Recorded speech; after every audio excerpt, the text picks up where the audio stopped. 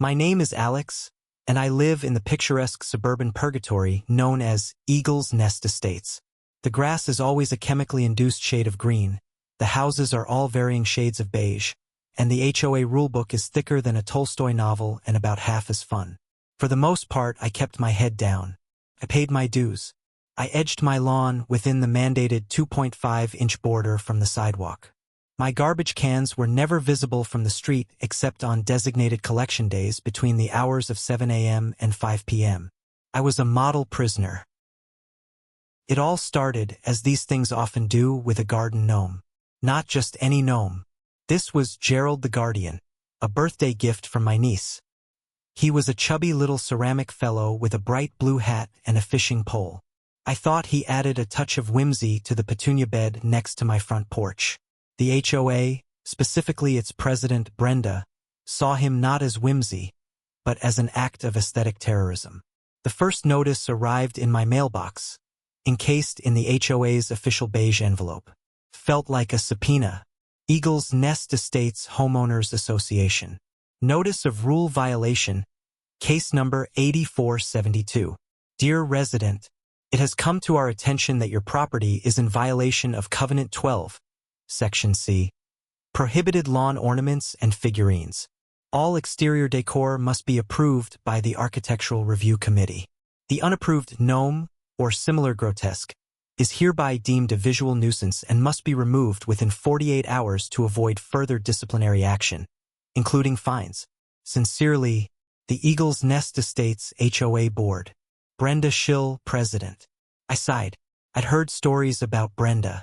She was the kind of woman who used a ruler to measure grass and owned a specific pair of white gloves to check for dust on public mailboxes. I figured it was easier to just bring Gerald inside. No big deal. Pettiness averted. Or so I thought. A week later, another beige envelope. This time, my welcome mat was the problem. It was a coir mat that said, in friendly script, "Go away." Apparently, Covenant 18, Section F prohibited verbiage on exterior fixtures deemed confrontational, political, or otherwise unneighborly. Fine. I replaced it with a single, solid, approved color, slate gray number 4, matte. Another notice. My porch light fixture was too contemporary for the traditional Americana aesthetic of the neighborhood. It was a basic black lantern. I'd seen it on 10 other houses. Then came the big one, the mother of all violations. My lawn. My beautiful, lush, chemically perfect lawn. It was apparently the wrong shade of green. The letter was a masterpiece of bureaucratic insanity. It cited a spectral analysis, conducted by Brenda's husband, a man I'm pretty sure just took a photo with his phone and messed with the saturation. According to their chart, my lawn was chartreuse-leaning, and therefore in violation of the mandated Hunter-Kelly green blend. The fine was $50, with an additional $25 per day until I rectified the chlorophyll imbalance. That was it. The gloves were off. I wasn't just dealing with a busybody anymore. I was dealing with a tyrant wielding a 3-ring binder. I decided to fight fire with paperwork. If Brenda lived and breathed the bylaws, then by God, I would become the master of the bylaws. I downloaded the 150-page PDF of the Eagle's Nest Estates Covenants, Conditions, and Restrictions, CC and RS. I printed it. I got highlighters, sticky notes, a notebook. My dining room table looked like a war room. I read about fence heights, gutter styles, and the approved list of tree species. I learned that holiday lights could only be displayed between the 3rd Thursday of November and the 2nd Sunday of January, and that inflatable decorations were expressly forbidden. And then I found it, the key to everything. Covenant 7, Section A, Common Area and Water Features. It stated, in dense legalese, that the man-made lake at the back of the neighborhood, the one my property backed up to, was not common property. It was technically owned by the 5 homeowners whose properties directly abutted it. I was one of those homeowners. The HOA was responsible for its maintenance, but the land the lake was on, and the water itself, was privately owned by us. A slow, wicked smile spread across my face. Brenda and her board had been sending me fines for my lawn, but they had a lake-sized problem of their own. I started watching the lake. And sure enough, every Saturday morning like clockwork, I saw them. Brenda, her husband Gary, and a few other board members and their families. They'd set up folding chairs, a little cooler, and they'd fish. They were trespassing on my property. And from the looks of the fancy rods and tackle boxes, they'd been doing it for years, treating it as their personal country club. I didn't confront them. Not yet. I documented it. I took photos from my upstairs window with a good zoom lens. Date stamped, time stamped. I got a video of Brenda herself reeling in a decent-sized base.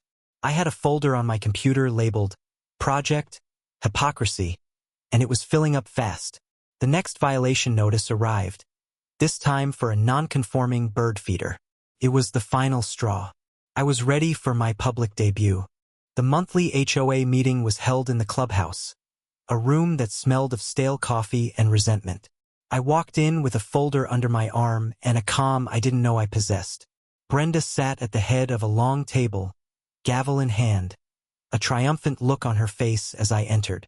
She clearly thought I was there to beg for mercy. The meeting droned on.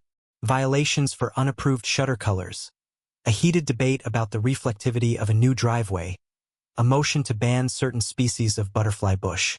It was surreal. Finally, Brenda looked at me. Mr. Evans, I see you've decided to join us.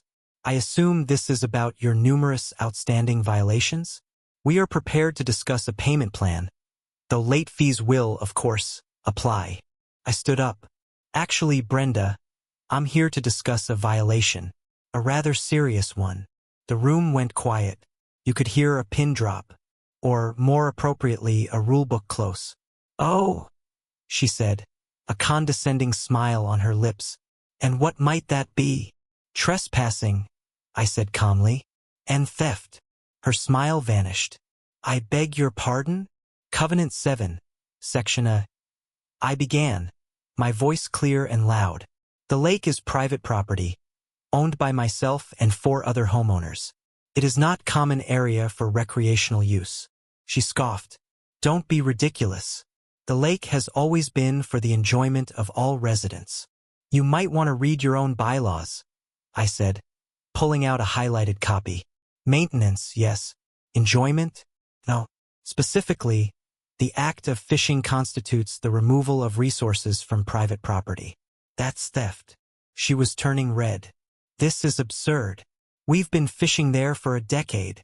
I know, I said. I have the photos to prove it. Every Saturday.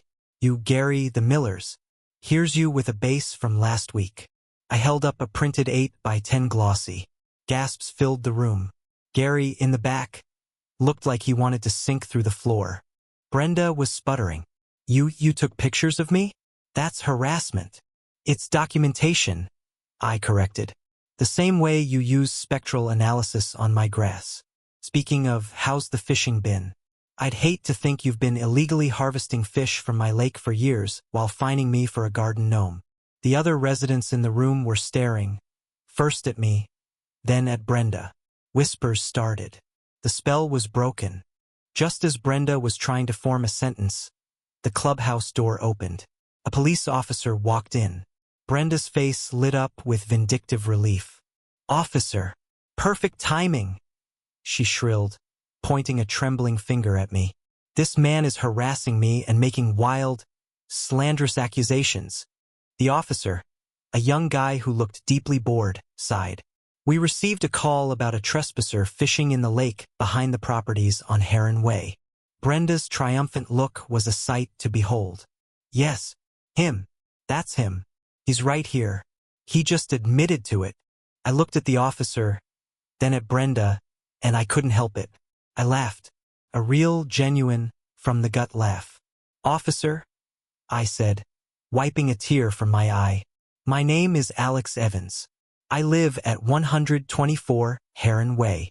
Could you please ask Miss Schill who she believes owns the lake? The officer looked at Brenda. Mom. Brenda froze. The entire room was watching her. She couldn't bring herself to say it. The lake, I said, filling the silence, is owned by the 5 adjoining properties. That's me and them. I pointed to two other couples in the room who were staring with their mouths open. I was fishing on my own property. And then I pointed at Brenda, called the cops on me for trespassing on my own land while she herself has been doing it illegally every weekend for years. The officer's bored expression finally cracked into one of utter bewilderment. He looked at my driver's license, then at the property deed I had wisely brought with me. He looked at Brenda, who had shrunk into her chair, a spectacular shade of purple. "Ma'am," the officer said, his voice dangerously calm, "you knowingly made a false police report?" The silence was deafening. The fallout was glorious.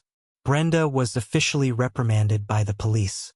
The story spread through the neighborhood faster than gossip about a garage sale.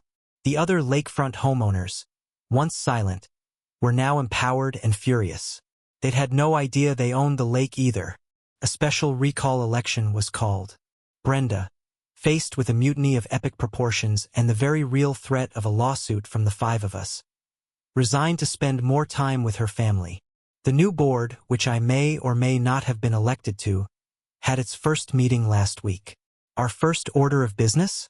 We passed a motion to grant all residents fishing rights to the lake. Because honestly, who cares? It's a nice thing to do. Our second order of business? We officially repealed the rules on lawn ornamentation, welcome mat verbiage, and the spectral analysis of grass. And our third? We approved a new, permanent fixture for the community garden. A certain ceramic gnome with a bright blue hat, now officially named Gerald, guardian of the bylaws. I go fishing every Saturday now. Sometimes other neighbors join me. We laugh about the Great Gnome War. And from my chair, with my line in the water, I have a perfect view of Brenda's house. Her lawn, I've noticed, is looking a little yellow, almost chartreuse. But I'm not going to say anything. Some of us have better things to do.